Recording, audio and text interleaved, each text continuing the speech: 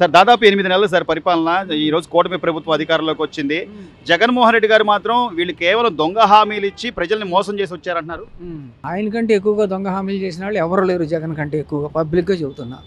ఈయన చేస్తున్నాడు, చాలా వరకు చేస్తున్నాడు. చేసినా కానీ అంతా కూడా దానిలోకి వీళ్ళు చేరిపోయారు. జగన్ మనుషులు చేరి ఇంకా అక్రమాలు చేయాలని ఆలోచిస్తున్నారు. ఇంకా మారట్లేదు. అది మారాలని మనం ఈయన చేయగలిగినంత చేస్తున్నాడు. కానీ చంద్రబాబు గారు ప్రతిదీ చెప్తున్నారు కదా సార్, జనాలకు ప్రెస్ మీట్లు పెట్టి మరి నేను కేంద్రం దగ్గరికి వెళ్తున్నాను, నాకు ఇది వచ్చింది, లేకపోతే అమరావతికి రైల్వే జోన్ వచ్చింది, లేదా విశాఖ రైల్వే జోన్ వచ్చి ఇట్లా చెప్తున్నా కూడా, కళ్ళ ముందు కనబడుతున్నా కూడా ఈరోజు పేరు నాని గారు, అంబటి రాంబాబు గారు, రోజాను ఎందుకు సార్ పదే పదే విమర్శించడం? ఏమండి, వాళ్ళు కావాల్సిన దోసుకున్నారు. వాళ్ళు దోసుకోవడానికి అవకాశం లేదు, జైలు పాలవుతున్నారు. అందుకని చెప్పి వాళ్ళ బాధ వాళ్ళకు ఉంది. మరి ఏం చేద్దాం? మరి నమ్మట్ల చాలా మంది నమ్మట్ల. ఏదో వాడి అనుయాయులు వాళ్ళ ఆడిని బట్టి పోగు చేసుకుని తిన్నాళ్ళు నమ్ముతున్నారు. పోగు చేసుకున్నాళ్ళు నమ్ముతున్నారు. వాస్తవాలు జనాలకు తెలుసు. మళ్ళీ చంద్రబాబు రావాలనే కోరుకుంటున్నారు. కాకపోతే ఏంటంటే వాడు చేసిన పనులకి కొంతమంది బాధ్యత వహిస్తున్నారు. పథకాలు లేట్ అవుతున్నాయి అని కదా సార్ పదే పదే చెప్తుంది. ఏంటంటే ఆయన సూపర్ 6 అన్నాడు కానీ చేయలేడు, ఆయన వల్ల కాదంటున్నారు. ఈయనేమో కొద్దిగా సంపద సృష్టించి నాకు కొద్దిగా కొంత సమయం ఇవ్వండి, నిదానంగా చేయగలుగుతారంటారా? చంద్రబాబు చెప్పినట్టు చేయగలుగుతాడా? చేస్తాడు. టైం పడుతుంది. టైం తీసుకుంటాడు, చేస్తాడు. అది తప్పులేదు. చేయగలిగినంత చేస్తున్నాడు. డబ్బులే అక్కడ లేదు కదా, డబ్బులు లేవు కదా, ఖజానా ఖాళీ అయింది. అప్పులే మనకు అప్పచెప్పాడు వాడు. మరి ఆ అప్పులు కూడా తనే తీరుస్తున్నాడు. అప్పులు చేసినాడే తీర్చమని గవర్నమెంట్ రావట్లా. మరి అన్ని కోట్లు పోగు చేసుకున్నాడు. ఆయన ఏం చేయలేకపోతున్నారు. మరి ఎట్లా తీరుస్తాడు? ఈరోజు పెన్షన్లు అని కానీ, లేకపోతే ఒక్కొక్కటి నిదానంగా చేసుకుంటూ వస్తున్నారు. గ్యాస్ అని కానీ అట్లాగే ఆయన చేస్తున్నాడు. మిగతాయి కూడా చేయగలుగుతారు. చేస్తాడు. నమ్మకం ఉందంటారు? చేస్తాడు. ఆ నమ్మకం ఉంది, గ్యారంటీగా నమ్మకం ఉంది. అది ఎట్టి మాట. పైకి ఏది షో చేస్తున్నారు కానీ వెళ్ళేవాళ్ళు వెళ్ళిపోతూనే ఉండారు. ఎక్కడో ఒకళ్ళు 6 ఏళ్ళు తిన్నాళ్ళు, జైలుకి వెళ్ళినాళ్ళు ఆడెంబడిపడి తిరుగుతున్నారు. ఈరోజు సొంత తల్లి కూడా కోర్టుకెక్కి నా ఆస్తులకు సంబంధించి తల్లి చెల్లి ఇద్దరు కూడా ఏంటల్లా జగన్మోహన్ రెడ్డి గారు. అది మూర్ఖత్వం. దాన్ని మూర్ఖత్వం అంటారు. మరి 5 ఏళ్ళు ఆగండి అంటున్నాడు కదా, నేనే వస్తా మళ్ళీ బట్టలు తీసి నిలబెడతా, ఎక్కడున్నా సరే సప్త సముద్రాల అవతల ఉందా అంటున్నాడు. అట్టాగ రోజు ఇక్కడ మన హైదరాబాద్లో కూర్చున్నాడు. రోజు వస్తున్నాడు, ప్లేట్ల మీద తిరుగుతున్నాడు. బెంగళూరు లేకపోతే హైదరాబాద్. మరి రాష్ట్రంలో ఇప్పుడు సార్ ఇంకా ఆయన ఇప్పుడు సీఎంగా ఉన్నప్పుడు బయటకు రాలా, ఒకవేళ వచ్చిన చెట్లు కొట్టేయడం, పరదాలు కట్టుకోవడం ఇదే తప్ప ఆయన మాజీ సీఎంగా ఉన్నప్పుడు ఏనాడు జనాల్లోకి రాలా. ఇప్పుడు మాత్రం వస్తున్నాడు. ఇప్పుడు విమర్శించడం కోసం వస్తున్నాడు. కేవలం అంతే. ఆ పని మీదే వస్తున్నాడు. విమర్శించాలి, మాటల్లోనే తెలుస్తాను. అతను మాట్లాడే మాటల్లోనే తెలుస్తాను. తప్పది, చాలా తప్పది. నువ్వు ఆయన పొగడక్కర్లా, కనీసం చేసే పనులకి సంతోషించక్కర్లా. పలాంది చేయి అని చెప్పి నువ్వు సూచనలు ఇస్తే మంచిదే. మరి దానికి అది లేదు. అన్ని ప్రతి పేరే. మరి అసెంబ్లీకి రాను అంటున్నాడు కదా, ప్రతిపక్ష హోదా ఇస్తే తప్ప నేను అసెంబ్లీకి రాను అంటున్నాడు. నీకు పర్సంటేజ్ ఎట్టిస్తాడు? నువ్వు ముఖ్యమంత్రి చేసినాడువేగా, వాడు కొత్తగా రాలేదుగా. నువ్వు చేసినప్పుడు నీకు తెలియదా ఎంత పర్సంటేజ్ ఎత్తని? ఆ బొత్స సత్యనారాయణ సీట్ల పర్సంటేజ్ కన్నా కూడా ఓటు పర్సంటేజ్ ఉంది అంటున్నాడు. మరి ఉంటే మటుకు అయినా ఇవ్వకూడదుగా. మరి గవర్నర్ వచ్చి ప్రసంగం చెబుతా అంటే నుంచోవా? ఎమ్మటే వెళ్ళిపోయావే. నీ వెనకాల వీళ్ళందరూ వెళ్ళిపోయారు. ఎందుకు వెళ్ళిపోవాలి? నీకు ఇచ్చిన సీట్ కాడ కూర్చుని నువ్వు చెప్పు, తప్పే ఉంది, చెప్పొద్దని వాళ్ళు అంటలేదుగా.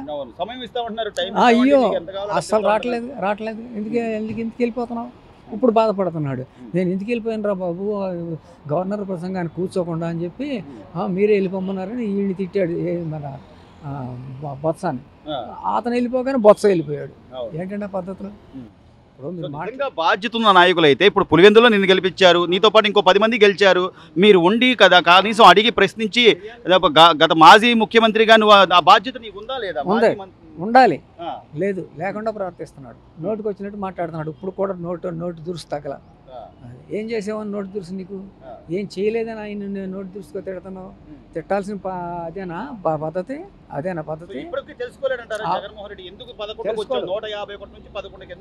తెలుసుకోడు. మూర్ఖత్వం. నాకు 5 సార్లు అంటున్నాడు.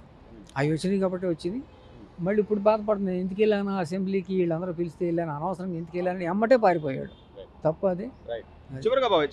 చివరగా ఈ రోజున ఇంట్లో కుటుంబ సభ్యులను కూడా తిట్టి, ఇంట్లో ఆడవాళ్ళని తిట్టిన పోసాని కృష్ణమూర్తి కానీ, లేకపోతే ఒక తల్లి లాంటి పార్టీ కార్యాలయం తగలబెట్టిన వంశీ కానీ, వీళ్ళందరినీ వెళ్ళి నేను పరామర్శిస్తానంటే జగన్మోహన్ రెడ్డి గారిని ఎలా చూడాలి బాబాయ్?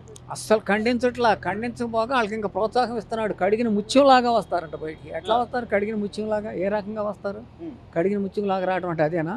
నువ్వు వెళ్ళటం, వాళ్ళకి చెప్పటం, ఆ మాట ఈ మాట మీరేం తగ్గబాకండి, నాకు తెలియదు అని చెప్పండి, ఆ లాయర్ ఇట్లా మాట్లాడమన్నాడని చెప్పండి అని ఆ రెండు నాకు తెలియదు, నేను లేను.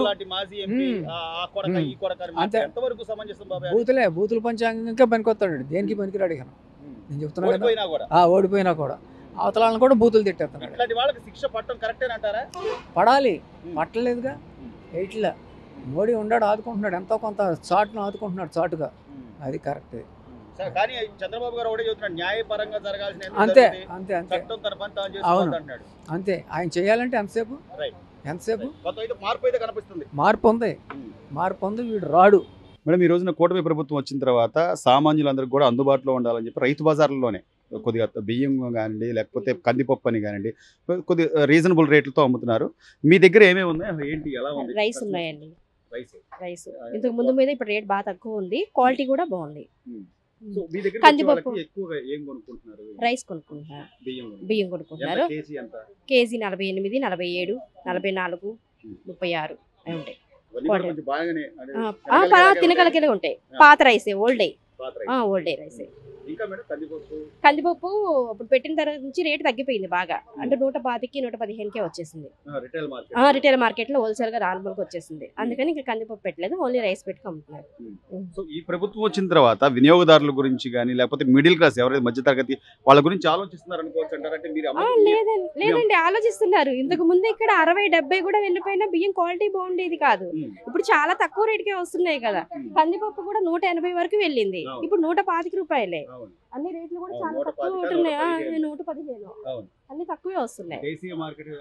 ఇప్పుడు అదే బయట మనం రిటైల్ మార్కెట్ లోకి వెళ్తే 125, దేశవాళీ 115 రేట్ బాగా తక్కువ వచ్చింది. అయ్యే కందిపప్పు 180, 170, 200 కూడా వెళ్ళింది. ఇప్పుడు ఈ ప్రభుత్వం వచ్చిన తర్వాత కొద్దిగా మాకైతే బాగానే ఉందండి. అంటే ఒక మహిళగా మీకు తెలుసు మేడం, అంటే ఇళ్లలో ఖర్చులు ఎంత ఉంటాయి, నెలవారీ ఎంత అవుద్ది. గత ప్రభుత్వంతో పోలిస్తే గతంలో రేట్లు పెరిగిపోయడం కానీ, లేదా కూరగాయలు ఎస్పెషల్లీ టమాటాలు లాంటివి అయితే ఇంకా ఎక్కువ. దీని కూడా కరెంటు బిల్లు కానీ, గ్యాస్ అంటే వాళ్ళు వేస్తున్నారు అనుకోండి మనీ, గ్యాస్ అలాగే ఉంది. కరెంటు బిల్లు కూడా ఈక్వల్ గా బాగానే తక్కువ వస్తుంది. ఇంతకు ముందు 1000 దాటి వచ్చేది, ఇప్పుడు 500, 600 చాలా బాగా వస్తుంది. కూరగాయల రేట్లు కూడా చాలా తక్కువే ఉన్నాయి, అన్ని 10, 20, 15 అందుబాటులో ఉన్నాయండి. నాకైతే నాకు ఈ ప్రభుత్వం బాగా నచ్చింది. ఇక అమ్మఒడి అంటారా, అయ్యి మనకు పిల్లలు ఉన్నారు, చదివించుకునే స్తోమత ఉంటే డబ్బులు పెట్టి చదివించుకుంటాం, లేదంటే గవర్నమెంట్ స్కూల్లో వేసుకుంటాం. 2 ఆప్షన్స్ ఉన్నాయి కదా. నాకైతే వేస్తా అంటున్నారు. చంద్రబాబు గారు చెప్పారు అంటే చేయగలరంటారా, లేకపోతే చేస్తారండి, కాకపోతే కొద్దిగా టైం పట్టిద్ది. దేనికైనా ఇప్పుడు అందరికీ తెలిసిందే కదా, అప్పుల్లో ఉన్నామని ఆలోచించుకోవాలి కదా. అప్పు చేసి ఎవరైనా నొక్కుతారండి బటన్, నేనైనా నొక్కుతాను బటన్ అప్పు కానీ వెనకమాల తర్వాత ఇప్పుడు మనం బానే ఉన్నాం, తర్వాత పిల్లల ఫ్యూచర్ బాగుండాలి కదా, వాళ్ళ గురించి కూడా ఆలోచించాలి కదా.